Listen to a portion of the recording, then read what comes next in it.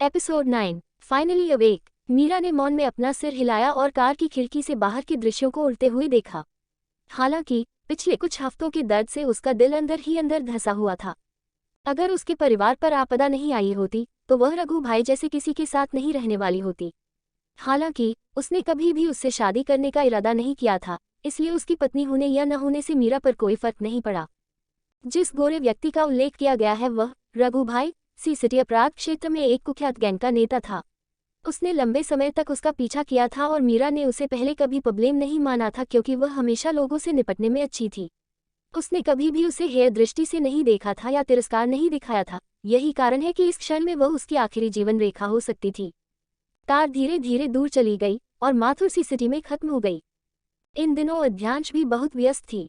ये जानने के बाद कि यामागुची यूको की कथित तौर पर जापान लौटने के बाद एक कार दुर्घटना में मृत्यु हो गई थी, उन्होंने महसूस किया कि कुल मिलाकर यह घटना बहुत ही अजीब थी।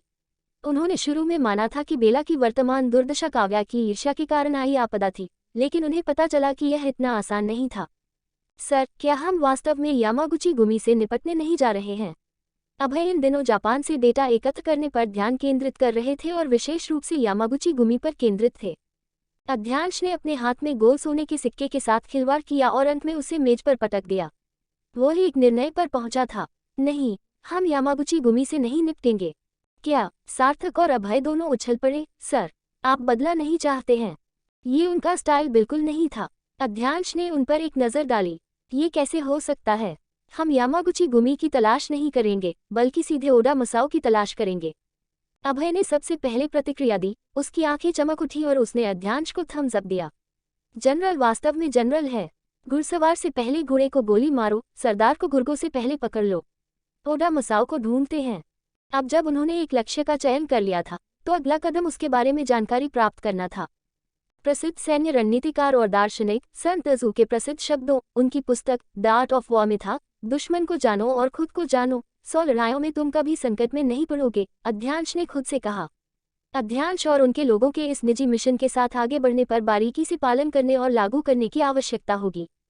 सर, ऐसा लगता है कि इस ओडा मसाओ के बारे में वास्तव में कुछ सस्पिशियस है। अभय ने जापान में एक विशेष अभियान बल के सदस्य द्वारा अध्यांश को बड़ी स्क्रीन डिस्प्ले पर भेजी गई जानकारी प्रदर्शित की। अध्यांश ने अपना एक हाथ उसके सामने लंबी टेबल पर रखा और दूसरा हाथ कुर्सी के आर्मरेस्ट पर टिका दिया। पुष्टि में सिर हिलाते हुए वह विचार में प्रकट हुआ। फिर चलते हैं, हम जापान जाएंगे। आप व्यक्तिगत रूप से जा रहे हैं? अभय हैरान रह गए। क्या हम अपने लोगों को उस तरफ कार्रवाई नहीं करवा सकते? यह एक गंभीर मामला है। ये सबसे अच्छा है कि मैं खुद जाऊं और इसे संभाल लूं। अध्यांश खड़ा हुआ और अपने पास रखी नोटबुक को बंद कर दिया। फिर अभय से कहा, अपनी तैयारी कर लो, तुम और सार्थक जापान जा रहे हो। इस बार यह सिर्फ हम 3 हैं। ओके सर, अभय ने उत्साह से उत्तर दिया। फिर धीमी आवाज में उसने पूछा, बेस के बारे में क्या? और मिस गोस्वामी? 5 दिन हो चुके थे और बेला अभी तक नहीं जागे थे। इसके अलावा इवान का मानना था कि उसके रक्त के नमूनों में कुछ बदल रहा था और क्या हो रहा था इसके बारे में जानकारी प्राप्त करने की कोशिश कर रही थी। हालांकि पेशेवर और निजी तौर पर अध्यांश को खुद जापान जाकर इस ओडा मसाओ से मिलना पड़ा। बेस के लिए मैंने ओड 3 और ओड 4 को आने के लिए कहा है। ये ठीक है, अध्यांश ने सम्मेलन कक्ष से बाहर निकलते हुए कहा। ओड 3 और ओड 4 उनके अन्य 2 निजी सचिव थे। ये फिर से वीकेंड था और शनिवार का दिन जब से बेला H3AB7 से पीड़ित थे। ठीक 1 सप्ताह पहले वह अपने अपार्टमेंट में दोपहर की आरामदायक झपकी ले रही थी। हालांकि इस बार वह स्पेशल ऑपरेशंस फोर्सेज बेस में अध्यांश के क्वार्टर में बेसुध पड़ी थी। बेला अभी भी नहीं जागा है। अध्यांश अभय और सार्थक को जापान ले गया था और सबसे पहले उसने बेला की स्थिति पूछने के लिए फोन किया था। इवान अपने उपकरणों को घबराहट से देख रहा था। फोन पर अध्यांश की गंभीर आवाज सुनकर वह लगभग जवाब नहीं देना चाहता था। काफी देर बाद वह कांपती आवाज में बोला, लगता है वह उठने वाली है। तुम किस बारे में बात कर रहे हो? तुम्हारा क्या मतलब है? ऐसा लगता है जैसे वह जागने वाली है। अध्यांश ने अपना फोन पकड़ा और टोक्यो में चिबा होटल के कमरे की खिड़की के पास बैठ गया। उसके सामने उसकी लंबी टांगें फैली हुई थी, लेकिन इवान की खबर पर वह सीधा और सख्ती से बैठा रहा।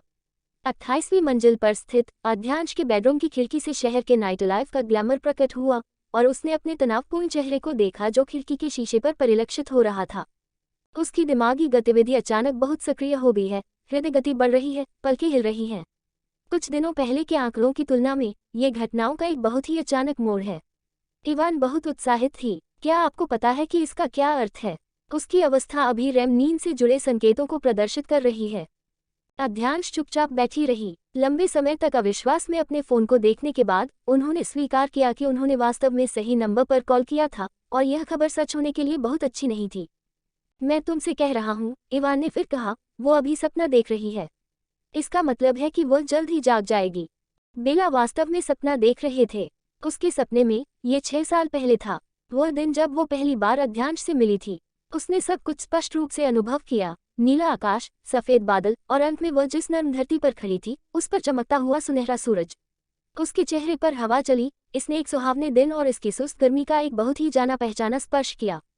अचानक एक विशाल यात्री विमान बादलों की लंबी परतों से उभरा, एक चौंकाने वाला दृश्य जो उस दिन के लिए असंगत था।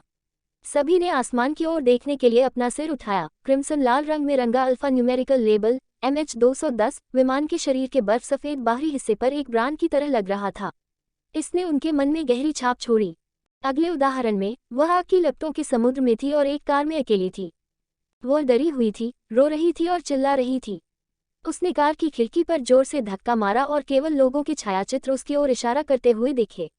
आग की लपटें करीब आ गईं, जिससे उसकी त्वचा जल गई। वह अपने बालों के जलने के सिरों को भी सूंघ सकती थी। वह बचना चाहती थी, लेकिन उसने पाया कि वह अपने शरीर पर लगी सीट बेल्ट को खोलने में असमर्थ थी। कार के अंदर धुआं भर गया और उसकी दृष्टि धुंधली हो गई। अपनी निराशा में उसने आखिरकार किसी को कार का शीशा तोड़ते देखा। आग की तेज लपटें करीब आ गईं और अध्यांश का बंधा हुआ शरीर आग की लपटों में दिखाई देने लगा। उसका सुंदर चेहरा आग की लपटों से जगमगा रहा था। यह नज़ारा उसकी याद में झुलस गया। उसने अपने आप को दरवाजे के सामने खड़ा कर लिया, अपनी शक्तिशाली भुजाओं का उपयोग करके उसे खोला और फिर जोर से उसकी सीट बेल्ट को फाड़ दिया। उसने उसके सिर को अपने दिल से कसकर गले लगा लिया।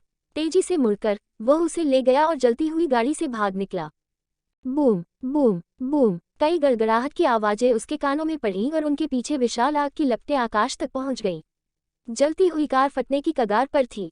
फिर जबरदस्त ताकत के साथ विस्फोट ने आकाश को भारी धुएं के बादल से ढक दिया और पृथ्वी को ढक दिया। विस्फोट के झटके ने आसपास के कई लोगों को घायल कर दिया। उसके सेवेर अध्यांश को एहसास हुआ कि आग वाले क्षेत्र से भागने में बहुत देर हो चुकी है और इसलिए हताशा में वह उसके साथ जमीन पर गिर गया और उसे अपने बड़े शरीर से ढक दिया। वह जमीन पर लेट गई और उसके गले से झांकने लगी। उसने अपने चारों ओर केवल आग के जंगली रंग देखे। आग की लपटों की आकर्षक रूपरेखा घने धुएं के साथ घुल-मिल गई। जहां विस्फोट हुआ था उसके आसपास गहरा गड्ढा बन गया था। जिस कार में वह सवार थी वह राख में तब्दील हो गई। बेला की आंखें उसकी पलकों के नीचे तेजी से घूम रही थी, मानो वह उठने की बहुत कोशिश कर रही थी, लेकिन अपनी आंखें नहीं खोल पा रही थी। उसने कभी इतनी थकान महसूस नहीं की थी। उसका मन एक अंतहीन सपने में फंसा हुआ था। अपने सपने में वह अपनी ज्ञात यादों की शुरुआत में वापस चली गई थी। जब वह 12 साल की थी तब कार दुर्घटना हुई थी। उसे कार में लगी भीषण आग याद आ गई। उसे ये भी याद था कि अध्यांश ही वह व्यक्ति था जिसने उसे एक कार से बचाया था जो विस्फोट होने से कुछ ही दूर थी। बेशक वह अपने उद्धारकर्ता का नाम नहीं जानती थी, उस पहली मुलाकात के दौरान नहीं, लेकिन उसने उसे याद किया। उसे याद आया कि उसने उसे जलती हुई कार से बचाया था। उसे कोई याद नहीं था कि वह कौन थी, कहाँ से आई थी या कहाँ जा रही थी। उसे याद नहीं था कि वह कहाँ रहती थी या उसके माता पिता कहाँ थे। जिस कार में वह सवारी कर रही थी वह सबसे महत्वपूर्ण सुराग के रूप में काम करती अगर वह उस बड़े विस्फोट में राख में नहीं बदली होती जिससे जमीन में केवल एक बड़ा गड्ढा रह जाता। यह इतना सटीक संयोग था, इतना कि यह लगभग जानबूझकर किया गया लग रहा था। हालांकि इंपीरियल आर्मी क्रेटर से विस्फोटकों के किसी भी निशान का पता लगाने में सक्षम नहीं थी, लेकिन निश्चित रूप से एक साधारण गैसोलीन विस्फोट से आग का इतना बड़ा गोला नहीं बन सकता था। उसे ये भी याद नहीं आ रहा था कि कार का ड्राइवर कौन था। अपने सपने में उसने 6 साल पहले की ट्रेजेडी को फिर से जिया। 12 साल की बच्ची खुद कार से बाहर निकलने की कोशिश करते हुए जोर जोर से रो रही थी। यह अध्यांश ही थी जिसने उसे धातु के मुड़े हुए और जलते हुए ढेर से निकाला था और उसे विस्फोट से बचाया था। जब उसे बचाया गया तो वह एक छोटे जानवर की तरह थी। जो कोई भी उसके पास जाने की कोशिश करता उसे वह काट लेती थी। उसने किसी पर भरोसा नहीं किया, सिवाय अपने उद्धारकर्ता अध्यांश को छोड़कर सभी को नजरअंदाज किया। वह अकेला था जिस पर उसने भरोसा किया था। अध्यांश केवल 22 वर्ष का था जब वह पहली बार उससे मिला था। विदेश में कुछ समय बिताने के बाद उन्हें अभी अभी अपने देश वापस स्थानांतरित किया गया था। सेना ने उन्हें विशेष अभियान बल स्थापित करने का सम्मान सौंपा था। उस समय वो एकमात्र व्यक्ति था जो उसके साथ संवाद कर सकता था। इंपीरियल आर्मी ने विवेकपूर्ण ढंग से अध्यांश को उसका संरक्षक बनाने का निर्णय लिया। बेला ने अपनी नींद में बुदबुदाया और बेचैनी से करवटें लेने लगा। उसकी लंबी भूली यादें अब उसकी मुट्ठी में लग रही थी। उसका दिल तेजी से दौड़ने लगा और उसका सिर दुखने लगा। उसने अपने दांत पीस लिए और याद करने की बहुत कोशिश की, क्योंकि इस बार कुछ अलग था। उसकी याद में अब एक हवाई जहाज था। विमान ऊपर नीले आकाश में सफ़ेद बादलों के बीच उड़ रहा था। इसके धड़ पर रक्त लाल अक्षरों में MH210 चित्रित किया गया था, जो बड़े और आकर्षक थे। उसने इस विमान को एक बार देखा था, इससे पहले कि वह जिस कार में सवार थी उसमें विस्फोट हो गया। वह अपनी स्मृति पर छाई धुंध को तोड़ने के इतने करीब थी। 6 साल पहले दुर्घटना से पहले जो कुछ हुआ था उसे याद करने के इतने करीब थी। ये प्रयास उसके मस्तिष्क के लिए लगभग बहुत अधिक था। इसका कोई मतलब नहीं था। जब वह कार के अंदर बैठी तो उसे आसमान से उतरते विमान को देखकर याद आया। उसी समय उसने याद किया कि कार दुर्घटना शहर की भीड़भाड़ वाली सड़क पर हुई थी, जो किसी भी हवाई अड्डे से दूर थी, और कहीं भी विमान का कोई निशान नहीं था। बेला के हाथ उसकी नींद में कसकर जकड़े हुए थे। उसके माथे पर गहरी झुर्रियां पड़ गई थीं। बेला के मस्तिष्क की गतिविधि पर नजर रखने वाले उपकरण ने तुरंत एक अलार्म बजाया। इवान ने जल्दी से एक बड़ी सुई तैयार की और बेला को एक इंजेक्शन लगाया, जिससे उसके सपनों को बलपूर्वक बाधित किया गया ताकि वह गहरी नींद में वापस जा सके। ये बेला के मस्तिष्क को अत्यधिक मस्तिष्क गतिविधि से क्षतिग्रस्त होने से बचाने के लिए था। वह 1 हफ्ते से बेहोश थी। इवान ने नहीं सोचा था कि उसका कमजोर शरीर असामान्य रूप से मजबूत मस्तिष्क गतिविधि का सामना कर सकता है। अभी उसे एक अच्छी नींद की जरूरत थी। वह अगली सुबह उठेगी। इवान ने कुछ देर के लिए मॉनिटर पर नंबर देखे, फिर आत्मविश्वास से अध्यांश से कहा, जो अभी भी फोन के दूसरे छोर पर सुन रही थी, वो कल सुबह उठ जाएगी, मुझे इस पर यकीन है। अध्यांश ने राहत की लंबी सांस ली। उसने अपना फोन अपने दूसरे हाथ में ले लिया और धीमी आवाज में कहा, उस स्थिति में उसे उसके अपार्टमेंट में वापस ले जाओ। मैं दोगुनी संख्या में आदमी भेजूंगा। उन्हें गुप्त रूप से पहरा देने और उस पर निगरानी रखने को कहें। वह रुका, फिर उसे याद दिलाया, मेरे बारे में एक शब्द भी मत बोलना। उसे बताएं कि मैं समय पर वापस नहीं आ सका और इस पूरे सप्ताह मैंने उसे नहीं देखा। इवान ने हंसते हुए कहा, क्या हुआ? बॉसमैन विनम्र होना चाहता है, नहीं चाहता कि किसी को उसके नेक कामों के बारे में पता चले। खैर, ईमानदारी से कहूँ तो मुझे नहीं पता था कि इसे कैसे कहा जाए, इसलिए यह मेरे दिमाग में कभी नहीं आया। इसके अलावा, इवान ने सोचा, अध्यांश के पास अभी भी मेरा हस्ताक्षरित सैन्य आदेश है। खुद को जोखिम में क्यों डालें? मत भूलो, आपने एक सैन्य आदेश पर हस्ताक्षर किए हैं। जैसा कि इवान ने उम्मीद की थी, अध्यांश उसे फिर से सैन्य आदेश देने की धमकी दे रहा था। इवान ने कराहते हुए अपनी आंखें घुमाई।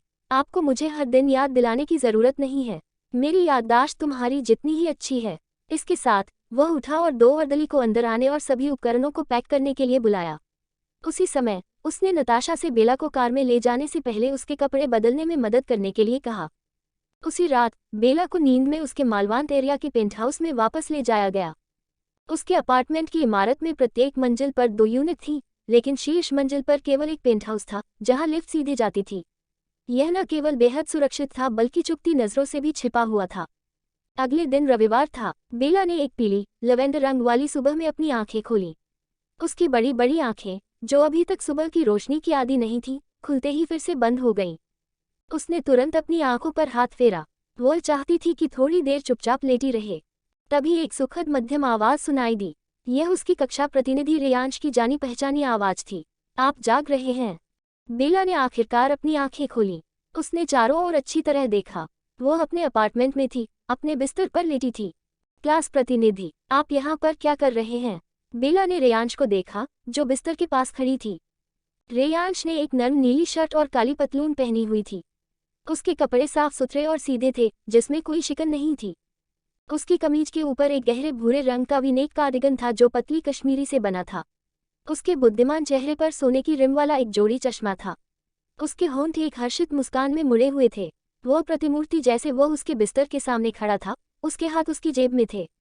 रेयांश ने अपनी चौकस निगाहें लौटाई और उसकी अनोखी उपस्थिति पर ध्यान दिया, जो सार्वजनिक रूप से वह सामान्य रूप से कैसी दिखती थी, उसके बिल्कुल विपरीत थी।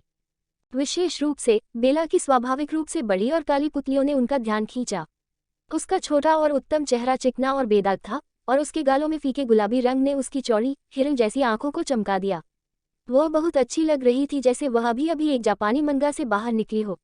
उन्होंने अपने विश्वविद्यालय में ईर्ष्यालु लड़कियों का मजाक उड़ाया, जो अक्सर बेला की सुंदरता के बारे में द्वेषपूर्ण अफवाहें फैलाती थी, उन पर भारी हाथ से मेकअप लगाने या सकल लेंस पहनने का आरोप लगाती थी। रेयांश को दूर देखने के लिए मजबूर होना पड़ा। इसके बाद वह हंस पड़े। आप 1 सप्ताह से बीमार हैं। मैं यहाँ पूरी कक्षा की ओर से आपकी जांच करने के लिए हूँ। ओह, बेला ने कहा। उसने अविश्वास के स्वर में कहा, मैं पूरे 1 हफ्ते से बीमार थी। रियली, मैं इतने लंबे समय तक बेहोश कैसे रह सकता था? ऐसा कहने के बाद उसे फौरन काव्या के जन्मदिन की दावत याद आ गई और उस शर्मनाक, बेहद अजीब स्थिति की याद आ गई जो पार्टी के दौरान किसी ने उसके साथ छेड़छाड़ करने की कोशिश करने के बाद हुई थी। उसे याद आया कि बेहोश होने से पहले उसने आखिरी व्यक्ति इवान को देखा था। उसने इधर उधर देखा और पूछा, क्लास प्रतिनिधि, तुम्हें अंदर किसने आने दिया? आखिर यह उसका निजी बेडरूम था। रेयांश बिस्तर के बगल में बैठ गई। उसने उसके गुलाबी गालों को देखा और मुस्कुराते हुए कहा, तुम्हारा एक अंकल, मुझे लगता है। क्या यह अध्यांश था? बेला ने उत्सुकता से पूछा। उसने इशारा करते हुए उसका वर्णन किया। लंबा, बहुत सुंदर, उसके चेहरे पर वास्तव में गंभीर रूप है। रेयांश झिझकी, क्योंकि उसने बेला को देखा, उसकी आंखों में देखने का अनुमान लगाने की कोशिश कर रही थी। जिस आदमी ने उसे अंदर जाने दिया था उसका गोल चेहरा, गोल नाक और गोल मुंह था। वह बिल्कुल छोटा नहीं था, लेकिन कोई भी कभी भी उसे लंबा नहीं कहेगा। जहां तक सुंदर का सवाल है, वह पूरी तरह से सवाल से बाहर था। और वैसे भी उस आदमी ने अपना उपनाम दिया था और वह रॉय नहीं था। उसने अपना उपनाम दिया, ये भट्टाचार्य था। क्या आप उसे जानते हैं? रेयांश ने सावधानी से जवाब दिया और बेला के ऊपर कंबल लपेट दिया। बेला ने धीरे से कहा, ओह, और तुरंत आराम किया। इवान के साथ उसे चिंता करने की जरूरत नहीं थी क्योंकि वह वास्तव में नहीं चाहती थी कि अध्यांश को पता चले कि वह ऐसी स्थिति में आ गई है जो अपमानजनक थी। वह मेरा इवान भाई है, बेला समझाते हुए हंस पड़ी। कहाँ है वह? उन्होंने कहा कि उन्हें कुछ करना है और बह चले गए। रेयांश उसके लिए एक गिलास पानी डालने के लिए उठी और उसके पास ले आई। बेला ने उसके फटे होठों को चाटा और दोनों हाथों से गिलास ले लिया। इससे पहले कि वह एक घूंट लेती, उसने मुस्कुराते हुए उसे धन्यवाद दिया। कृपया बैठे, कक्षा प्रतिनिधि। आप अतिथि हैं, मेरे सेवा के लिए मैं आपको कैसे अनुमति दे सकता हूँ? रेयांश ने मुस्कुराते हुए अपने होंठ सिकोड़ लिए। उनका सुंदर चेहरा कोमल था। उसने नाजुक ढंग से पूछा, बेला, तो तुम यहाँ रहती हो? हम सबने सोचा। फैकल्टी में हर कोई जानता था कि बेला एक अनाथ था और एक अभिभावक के रूप में एक गरीब चाचा था। वह सामान्य रूप से सादे कपड़े पहनती थी। यद्यपि वह सुंदर थी, सी विश्वविद्यालय में कानून के छात्रों के तेज आंखों वाले ने सबसे पहले बाहरी चीजों को देखा, जैसे कि उसने क्या पहना था, उसके जूते और बैग के ब्रांड, साथ ही वह कहाँ रहती थी। बेला हमेशा डॉम में ही रहता था। बेला के पास कोई ब्रांड नाम वाली वस्तु नहीं थी और वह वीकेंड में डॉम में नहीं रहता था। ये कहा गया था कि वह अपनी पढ़ाई का समर्थन करने के लिए पार्ट टाइम जॉब्स कर रही थी। सभी ने सोचा कि वह आर्थिक रूप से संघर्ष कर रही थी और उस पर दया की। रेयांश एक धनी परिवार का बेटा था और उनका रुतबा माथुर परिवार से ऊंचा था। वह बता सकता था कि मालवांत एरिया में अपार्टमेंट बेला का अपार्टमेंट सस्ता नहीं था। अगर वह वास्तव में एक साधारण बैकग्राउंड वाली अनाथ होती तो वह ऐसा घर नहीं खरीद पाती। साज सज्जा सुरुचिपूर्ण और सूक्ष्म थी। जिसकी पैनी नजर थी, उसके लिए घर की सभी वस्तुएं उत्तम थीं। यहाँ तक कि रेयांश भी यह निर्धारित नहीं कर सके कि वे कहाँ से थे, लेकिन वह उन्हें उनके मूल्य का अनुमान लगाने से नहीं रोक पाया। बेला ने अपना सिर झुकाया और मुस्कुराया। वह बेफिक्र होकर बोली, आह, तुम इस घर की बात कर रहे हो। यह मेरा नहीं है, मैं इसकी देखभाल करने में मदद कर रहा हूँ। तुम्हें पता था, है ना? इसका ध्यान रखो। रेयांश पूरी तरह से समझ नहीं पाई। ये तुम्हारा या तुम्हारे रिश्तेदार का घर नहीं है। अगर बेला का रिश्तेदार ऐसा घर खरीद सकता है तो उसे अपेक्षाकृत अच्छी स्थिति में होना चाहिए, उसने सोचा। बेला ने अपना हाथ हिलाया। नहीं नहीं, यह मेरे रिश्तेदारों का घर भी नहीं है। मैं ईमानदार रहूंगा, ये घर किसी और का है और वे अभी विदेश में हैं। वे घर को खाली नहीं छोड़ना चाहते थे या इसे किराए पर देना नहीं चाहते थे, इसलिए उन्होंने इसकी देखभाल के लिए किसी ऐसे व्यक्ति को ढूंढ लिया जिस पर उन्हें भरोसा था। मैं वास्तव में उनसे तब मिला था जब मैं काम कर रहा था, इसलिए उन्होंने सफाई में मदद करने, मेल की जांच करने, संपत्ति प्रबंधन शुल्क और उपयोगिता बिलों का भुगतान करने के लिए वीकेंड पर मुझे यहाँ रहने के लिए कहा। देखो, वहाँ मुख्य शयनकक्ष पर ताला लगा हुआ है, वह उनका कमरा है। मैं अंदर नहीं जा सकता और केवल सबसे छोटे शयनकक्ष में ही रह सकता हूँ। इसके अलावा मुझे ऊपर जाने की अनुमति नहीं है। बेला नहीं चाहते थे कि किसी को अध्यांश की असली पहचान के बारे में पता चले। वह नहीं चाहती थी कि उसकी प्रतिष्ठित प्रतिष्ठा उसका पीछा करे और न ही वह इस विलासिता की आदत डालना चाहती थी। उसे हमेशा लगता था कि यह जगह उसकी नहीं है। एक बार जब उसने अपनी यादें वापस पा ली तो वह अध्यांश को छोड़ देगी और उन लोगों के सामान्य दायरे में वापस आ जाएगी जिनसे वह संबंधित थी। अपार्टमेंट अध्यांश के नाम पर था और मास्टर बेडरूम भी उसी का था, लेकिन वह बहुत व्यस्त था और अपना ज्यादातर समय स्पेशल ऑपरेशंस फोर्सेज बेस में रहकर बिताता था। वह केवल वीकेंड में अपार्टमेंट में रहता था जब बेला वापस आता था, क्योंकि वह उसके अकेले रहने के बारे में चिंतित था। जहां तक दूसरी मंजिल की बात है, उसमें अध्यांश का स्टूडियो, शूटिंग रेंज और जिम था। बेला ने शूटिंग रेंज और जिम का तिरस्कार किया। 2 साल पहले विश्वविद्यालय के लिए यहां आने के बाद से वह उसे शूटिंग का अभ्यास करा रहा था और उसके प्रशिक्षण की निगरानी के लिए स्टॉपवॉच पर गहरी नजर रखता था। लंबी दूरी की दौड़ से नफरत करने वाली किसी के लिए जिम में ट्रेडमिल देखना अपने सबसे बड़े दुश्मन को देखने जैसा था। क्या ऐसा है? कोई आश्चर्य नहीं कि तुम यहाँ हर रोज नहीं रहते। बेला की बातों पर विश्वास करते हुए रेयांश मुस्कुराए और सिर हिलाया। ऐसा इसलिए था क्योंकि वे सभी जानते थे कि बेला सी यूनिवर्सिटी फैकल्टी ऑफ लॉ के महिला छात्रावास में रहते थे। वह केवल वीकेंड पर निकलती थी और कहा जाता था कि वह काम करती है। उसने ये सुनिश्चित किया था कि उसकी कवर स्टोरी उसके निजी जीवन के बारे में अफवाहों के अनुरूप हो। बेला ने सिर हिलाया और मुस्कुराया। ये सही है। उसने खुद को देखने के लिए अपना सिर नीचे किया और देखा कि उसने इवनिंग गाउन नहीं पहना हुआ था। इसके बजाय वह अपने चेरी ब्लॉसम पैटर्न वाले गुलाबी धारीदार मिस्र के सूती पजामा में थी, पूरी लंबाई की आस्तीन और पैंट और एक साफ कॉलर के साथ। उसने तुरंत बिस्तर से उतरने के लिए पतले कंबल को हटा दिया और बिना पलक झपकाए विषय बदल दिया। कक्षा प्रतिनिधि, मैं अब बिल्कुल बेहतर हूँ। मुझसे मिलने आने के लिए धन्यवाद। ये देखते हुए कि बेला ने उसे विदा करने का इरादा किया था, रेयांश को आखिरकार उसके आने का कारण याद आ गया। उसने बेला के मुस्कुराते हुए चेहरे को देखने के लिए चिंता में अपना सिर झुका लिया। बेला, पोस्ट ग्रेड प्रवेश के लिए आपका last interview. Post grade last interview? Shit, मैं इसके बारे में कैसे भूल सकता था। बेला को अचानक रहस्योद्घाटन हुआ। उसने अपने माथे को चिंतित रूप से थप्पड़ मारा। उसका चेहरा अत्यधिक दर्द में बदल गया। मुझे क्या करना चाहिए? मेरा इंटरव्यू। 1 हफ्ता बीत गया था। वह लंबे समय से साक्षात्कार से चूक गई थी। अपना वाक्य पूरा करने से ठीक पहले उसने दरवाजे के ताले की क्लिक सुनी। इवान का गोल सिर कमरे में घुसा और वह मुस्कुराया। बेला, तुम आखिरकार जाग गए। वह हैरान था कि बेला कमरे में इधर उधर उछल रहा था। वह मुस्कुरा रही थी, परेशान हो रही थी, चौंक रही थी, चिंतित थी। यह उस रोगी के लिए असामान्य था जो अभी अभी 1 सप्ताह के कोमा से जागा था। अगर इवान ने व्यक्तिगत रूप से 1 सप्ताह के लिए बेला की देखभाल नहीं की होती तो उन्हें कभी विश्वास नहीं होता कि बेला एक रोगी थे जो 1 सप्ताह लंबे कोमा में चले गए थे। इवान भाई, क्या वास्तव में 1 सप्ताह हो गया है? जैसे ही वह उसके करीब आई, बेला थोड़ा घबरा गया। मेरा इंटरव्यू। इवान उसे आश्वस्त करना चाहता था, लेकिन मुड़कर रेयांश को उनकी ओर दिलचस्पी से देखते हुए देख रहा था क्योंकि वे बात कर रहे थे, जिससे वह नाराज हो गया। उसे खांसी हुई। क्लास प्रतिनिधि रेयांश, है ना? हमारे बेला से मिलने आने के लिए धन्यवाद। वह हाल ही में एक गंभीर बीमारी से उबरी है, इसलिए मैं उसे जांच के लिए अस्पताल ले जाना चाहता हूँ। इवान जानबूझकर पीछे हट गए। उन्हें उम्मीद थी कि रेयांश संकेत लेगी। रेयांश ने उसे समझा और उसने जल्दी से कहा, मैं अभी अभी बेला को देखने आया था। मुझे ये जानकर खुशी हुई कि वह बेहतर है। बोलते बोलते उसने उपहार का डिब्बा निकाल लिया जो वह लाया था। ये वो उपहार था जो मैं तुम्हें काव्या के जन्मदिन की पार्टी में देना चाहता था। मैंने इसे सिर्फ आपके लिए खरीदा है। कृपया इसे रखें और बाद में अवसर आने पर इसका उपयोग करें। बेला ने उस घटना को याद करते हुए असहज महसूस किया, लेकिन इसका रेयांश से कोई लेना देना नहीं था और वह उससे परेशान नहीं हो सकती थी। दोनों हाथों से उसे स्वीकार करते हुए वह मुस्कुराई। कक्षा प्रतिनिधि बहुत दयालु है। जब मैं वापस जाऊंगा तो मुझे आपको धन्यवाद देना होगा। रेयांश ने उसे देखा और पिछले शनिवार को काव्या की जन्मदिन की पार्टी को याद किया। हर कोई अब भी बातें कर रहा था और हंस रहा था, लेकिन वे अब उसी दुनिया के लोग नहीं थे। आह भरते हुए उसके दिल में एक दर्द महसूस हुआ और उसने कहा, आह, तुम अभी भी सही नहीं जानते हो। हमारी क्लास हाल ही में ऑनलाइन वायरल हुई है। Viral online? रेयांश का उपहार खोलते ही बेला ने पूछा, आप कह रहे हैं कि हमारी कक्षा अब फेमस है? हाँ, फेमस। यह इसलिए है क्योंकि आपका सबसे अच्छा दोस्त काव्या मशहूर हो गया है। बेला रुक गया। उसके हाथ उसके ऊपर मंडरा रहे थे जो आंशिक रूप से खुला उपहार बॉक्स था। उसने रूखेपन से कहा, क्या ऐसा है? मुझे उसे बधाई देनी होगी, लेकिन मैं उसका सबसे अच्छा दोस्त कैसे हूँ? कृपया गलत न समझें, क्लास प्रतिनिधि, वह मेरी स्टैंडर्ड से बाहर है।